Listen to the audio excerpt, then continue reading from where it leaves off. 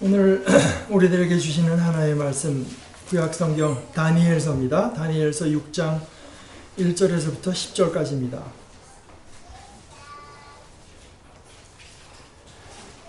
다리우스는 자기의 뜻대로 나라 안에 지방 장관 120명을 세워서 나라를 다스리게 하였다.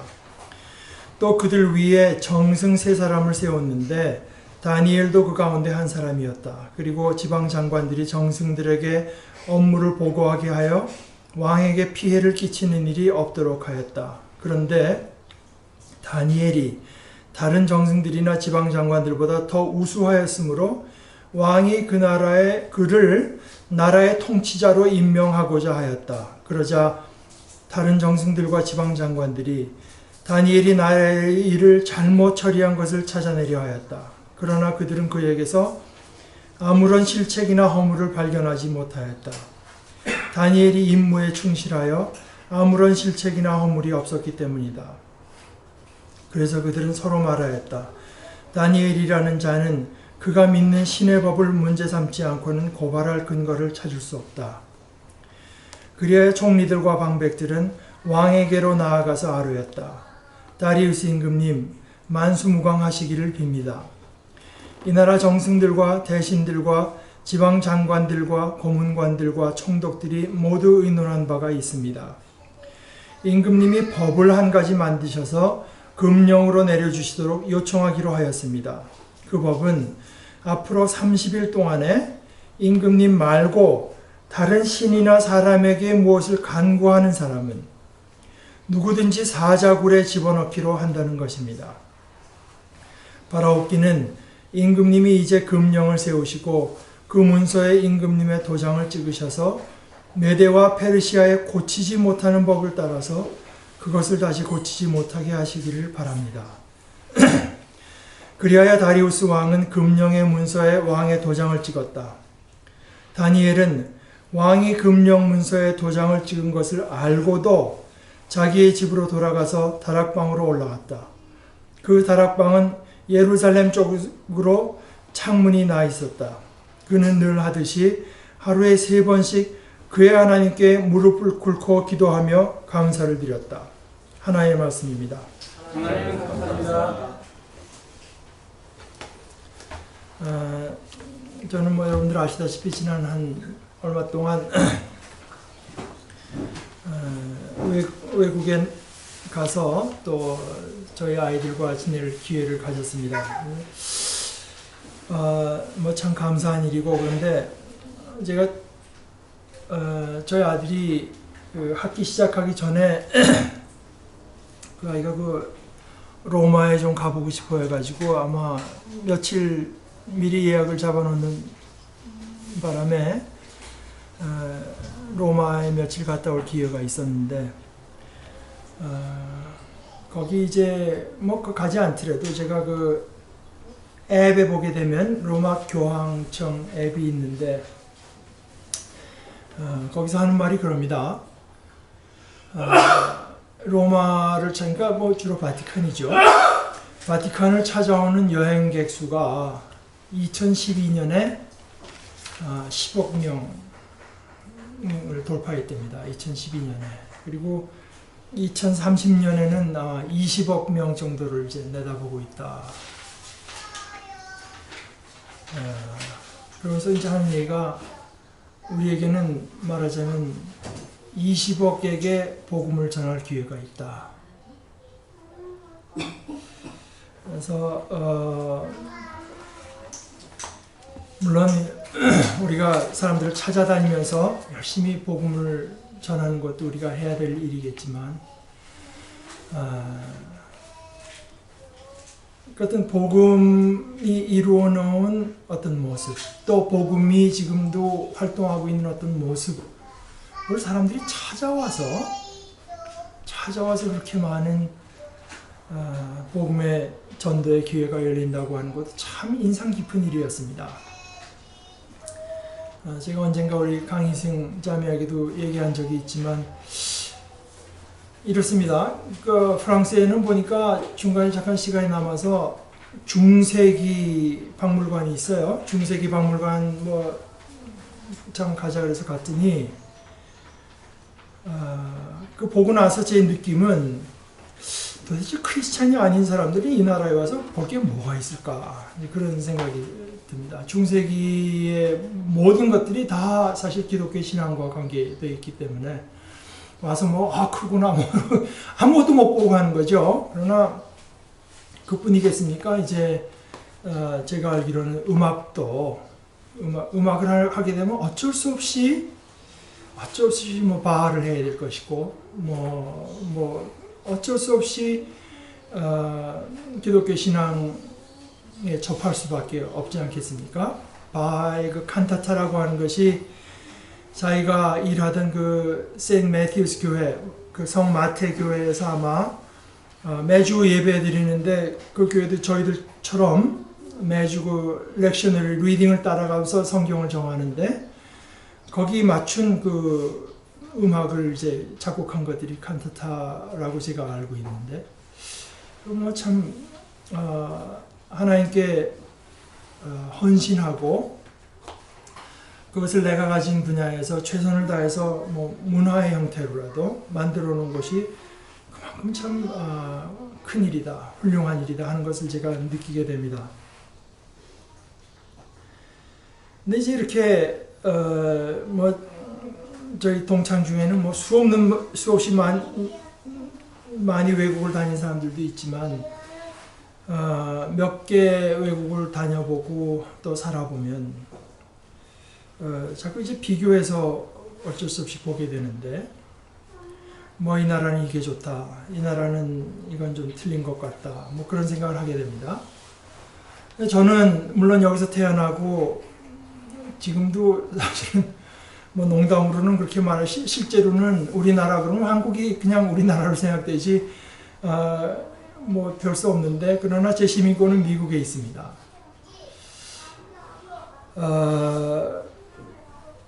이제 그런 얘기를 하다 보면 내가 정말 내 나라, 그 나라를 위해서라면 내가 모든 것을 바칠 수 있는 내 나라로 삼을 만한 나라가 어떤 나라냐.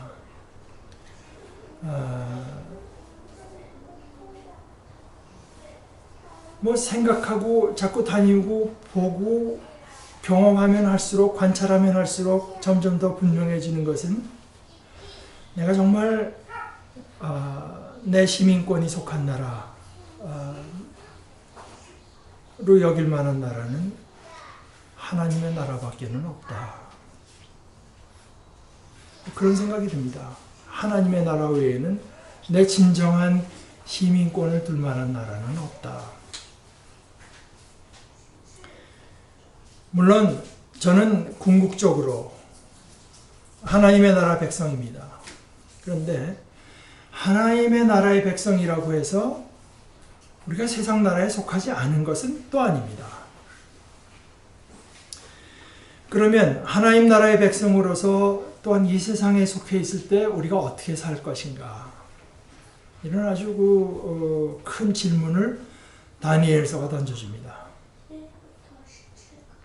성경에 창세기에 나온 요셉이나 다니엘 같은 사람들은, 요셉은 끌려가지 않아 이집트로 끌려가서 거기에서 이제 굉장히 책임 있는 자리에까지 오르게 됐는데 다니엘도 마찬가지입니다. 이 두 사람은 자기가 속한 세상 나라, 요셉의 경우에는 이집트, 다니엘의 경우에는 바빌론, 이 나라에 충성했습니다. 오죽하면 그의 라이벌이던 사람들이 이 친구가 뭘 잘못한 게 없을까 흠을 잡아보려고 해도 잡아볼 게 없었다는 거 아닙니까? 충성을 다했습니다. 그러나 충성을 다하면서 또한 이들이 분명히 한 것은 궁극적인 충성, 그들의 궁극적인 충성은 하나님께 뿐이었습니다. 우리가 하나님 나라의 백성이면서 이 땅에서 살 때 이 땅의 모든 법과 질서에 충성하고 이 땅의 well-being을 위해서 애쓰는 것이 당연하지만 이 땅이 우리에게 어떤 궁극적인 충성을 요구할 때, 하나님의 자리를 요구할 때 우리는 거기에까지 굴복해서는 안 됩니다. 또 특히 다니엘이 보여주는 것은 요셉도 마찬가지입니다. 하나님의 왕되심, 진정한 의미에서의 궁극적인 왕되심을 인정해야 결국 이집트건 바빌론이건 느부갓네살이건 파라오건 다 평안할 수가 있다. 이것을 또 그들의 삶을 통해서 보여줍니다. 이 다니엘의 이야기는 최소한 저한테는요, 이건 어떻게 보면 좀 이상적인 이야기지, 이게 현실적으로 제게 그냥 그대로 적용될 수는 없습니다. 예를 들어서 아까 말한 것처럼, 그러자 다른 정승들과 지방장관들이 다니엘이 나라 일을 잘못 처리한 것을 찾아내려 애썼다. 그러나 그들은 그에게서 아무런 실책이나 허물을 발견하지 못하였다.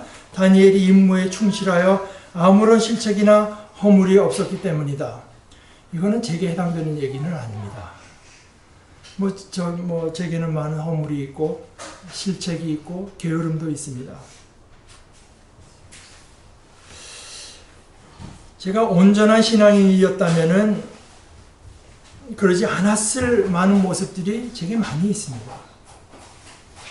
그래서 신앙적으로 온전히 살지 못해서 또는 신앙적으로 온전하게 살지 않아서 생겨나는 많은 결함이 있고 잘못이 있고 실책이 있지만 그런 건 일단 제껴놓고라도 정말 우리가 온전히 신앙적으로 결단하고 그 길을 갈 때도 그때도 역시 어려움이 있습니다.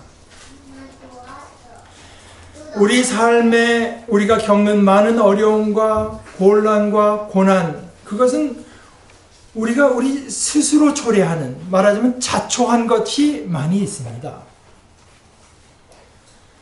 그러나 그것들이 아닌 고난도 역시 있습니다.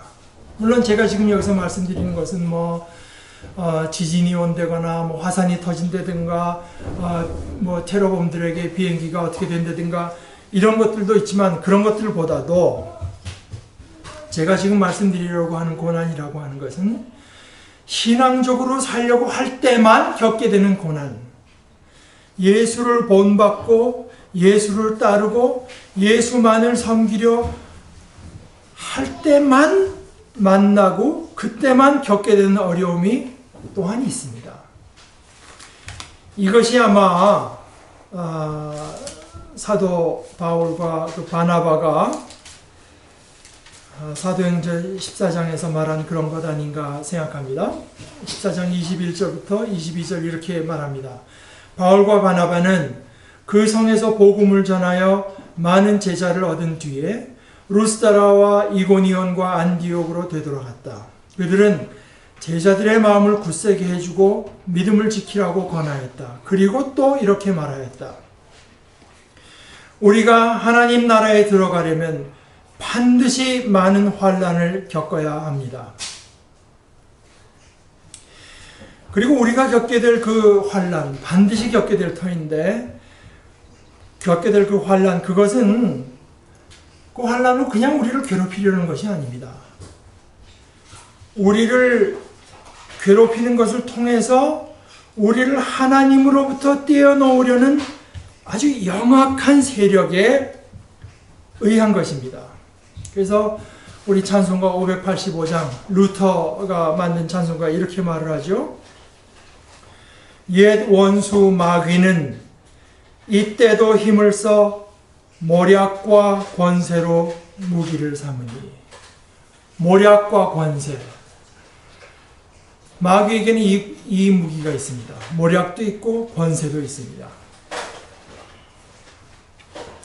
그래서 공생애를 시작하실 때 친히 시험을 겪으신 우리 주님께서는 또한 누가복음 22장 31절에서 베드로에게 시몬아 시몬아 보아라, 사탄이 밀처럼 너희를 채찍하려고 너희를 소나귀에 넣기를 요구하였다. 그러나 나는 내 믿음이 꺾이지 않도록 너를 위하여 기도하였다. 그 사탄이 우리를 아주 괴롭히고 들들 볶는 목적은 그들의 손아귀에 넣으려는 것이고, 다시 말해서 우리의 믿음이 꺾이도록 하려는 것이지 단순히 괴롭히려는 것은 아닙니다. 이렇게 말씀하신 주님께서는 또한 제자들에게 우리가 잘 아는 대로 우리를 시험에 들게 하지 마옵소서 기도하라고 가르쳤습니다. 아마 이런 내용을 현대에 와서 참 잘 관찰한 분 중에 하나가 그 C.S. 루이스 그 책 제목은 스크루테이프의 편지. 여기에서 아주 참 훌륭한 통찰을 보여줍니다. 사탄의 유혹과 시험, 루터의 표현대로는 모략과 권세를 동원한 그 시험은 정말 무섭습니다. 무섭되 더 무서운 존재, 하나님을 믿는 우리가 그것을 두려워하고 떨 필요는 없습니다. 그러나 항상 경계해야 합니다. 이 C.S. 루이스가 쓴 스크루테이프의 편지에 대해서 이종태라는 분은 이렇게 말했습니다. 이 책은 악에 대한 현대인의 잘못된 상상력을 치유하기 위한 해독제로서 우리의 일상적 삶이 실은 얼마나 치열한 영적 전장인지, 우리의 일상적 삶이 실은 얼마나 치열한 영적인 전쟁터인지를 탁월하게 그려주고 있다.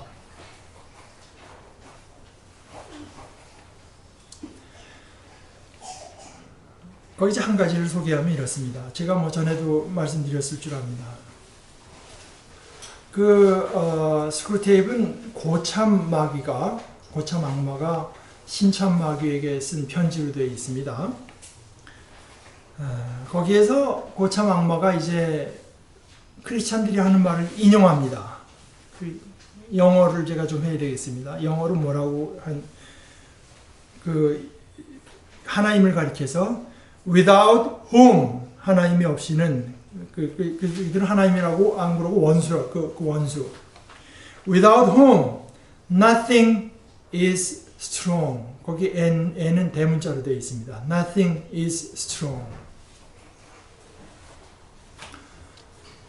그게 무슨 뜻이겠습니까? 우리 보통 아는 영어대로 하면 하나님을 떠나서는 실제로 아무것도 힘이 없다, 그런 뜻 아니겠습니까? 근데 이 고참 마귀가 자기의 통찰력을 발휘해서 그 말에 진실이 있다. without whom, 하나님을 떠났을 때, 하나님을 떠난 사람들에게 강력한 힘을 행사하는 것은 그 nothing이라고 하는 것이다. Without whom nothing is strong. 우리를 괴롭히는 것은 테러가 일어나서 있을 수도 있고, 누가 갑자기 암에 걸려서 그럴 수도 있고, 온갖 자연재해를 만나서 우리가 괴로울 수도 있지만, 그러나 마귀의 진정한 의미에서 우리의 믿음을 꺾어놓고 우리를 하나님에게서 떨어뜨리려고 할 때 그런 것들이 힘을 발휘하는 것이 아니라 nothing이 힘을 발휘하는 거다. 너가 무슨 짓이야? 이건 별거 아니야. 그 별거 아닌 거. 그 별거 아닌 것이 우리의 믿음을 꺾어놓는 것이다. 네 환자라고 하는데, 인간들이 네 환자에게 와서 큰 재앙을 일으켜봐라. 그 친구가 괜히 마음을 다잡고 하나님께 그 원수에게 돌아갈지 몰라. 너는 아직 초짜라서 그런 걸 모른다. 그들을 그 원수에게서 꺾어놓으려면 nothing이 가진 위력을 네가 알아야 된다. nothing. 텔레비 재밌는 거 하길래 그거 봤지. 그런 거.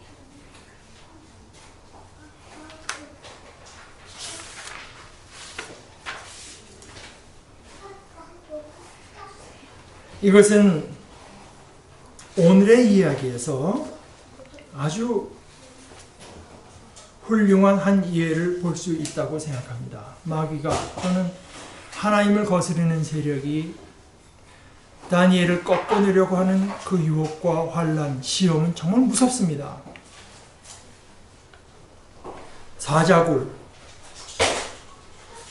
또 왕이라고 해도 변경할 수 없도록 그 법을 만들어서 어떻게 하든지 결행하고자 하는 그 치밀함, 집요함, 뭐 이런 것들이 다 무서운 내용일 수 있습니다. 그러나 최소한 제가 하나의 신앙인으로서 느끼기에 이들이 말한 것 중에서 가장 무서운 부분은 여기에 있습니다. 앞으로 30일 동안에 그 법은 앞으로 30일 동안에 임금님 말고 다른 신이나 사람에게 무엇을 간구하는 사람은 누구든지 사자굴에 집어넣기로 한다는 것입니다. 사자굴도 무섭지만 뭐 죽는 건 마찬가지 아닙니까? 그래서 정말 무섭게 제게 느껴지는 것은 이 30일 동안이라는 이 말. 그냥 30일만 기도 안 하면 돼. 30일만 이 법에서 어긋나지 않으면 된다. 30일만 내게는 왕 외에는 다른 권세자가 없는 것으로 행동하면 된다. 그 뒤에 아니 주구장창 많은 날이 있는데 30일만 안 하고 나서 그 다음에 하나님께 나아가서 기도하면 되고, 심지어 그것이 하나님의 뜻을 거스렸으면 회개하면 되고, 그렇지 30일 동안만.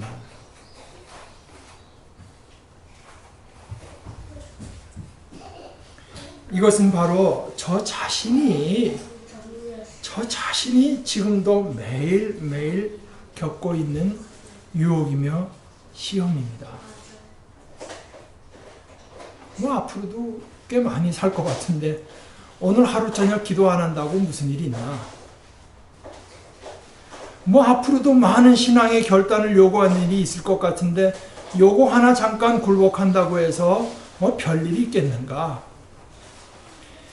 이 30일 동안이라고 하는 말은 우리를 유혹하고 우리의 믿음을 꺾어 놓으려고 하는 사탄의 시험이 얼마나 간교한 것인지를 우리에게 말해줍니다. 참 무서운 유혹이고 무서운 시험입니다. 그런데 아까 말씀드린 것처럼 이것이 무서운 유혹으로 우리에게 다가오는 것을 인정하고 우리가 늘 깨어있을 필요는 있으나 무서워만 할 필요는 없습니다. 저는 이 말을 조금 바꿔놓으면 어떨까 생각합니다. 그래, 30일만 견디면 된다. 30일만 이 아슬아슬한 것을 견뎌내면 그 다음에는 마음껏 찬양하고 기도할 수 있는 때가 온다. 30일만 이 아리까리한 때를 견뎌내면 그때는 큰 확신과 기쁨을 가지고 주님을 만날 때가 온다. 그래서 우리를 꺾어 놓으려고 하는 세력이 자신의 지능을 다해서 30일만으로 우리를 꺾어 놓으려고 할 때 우리는 그래, 우리 인생에 겪은 어려움이 기껏 해봐야 내가 죽을 때까지다. 이 동안만 견뎌내면 된다. 이 동안만 견뎌내면 우리는 주님 앞에서 참 기쁨과 감사로 설 수 있는 때가 반드시 온다. 그러므로 바울 사도가 이렇게 말을 하죠. 생각하면 현재 우리가 겪는 이 잠깐 동안의 고난, 잠깐 동안의 환난, 이 30일 동안의 고난이라고 하는 것은 장차 우리에게 나타날 영원한 영광과 가히 비교할 수가 없다.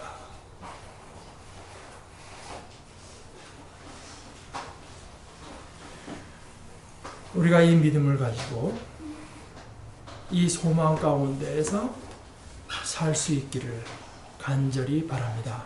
우리 같이 기도하십시다.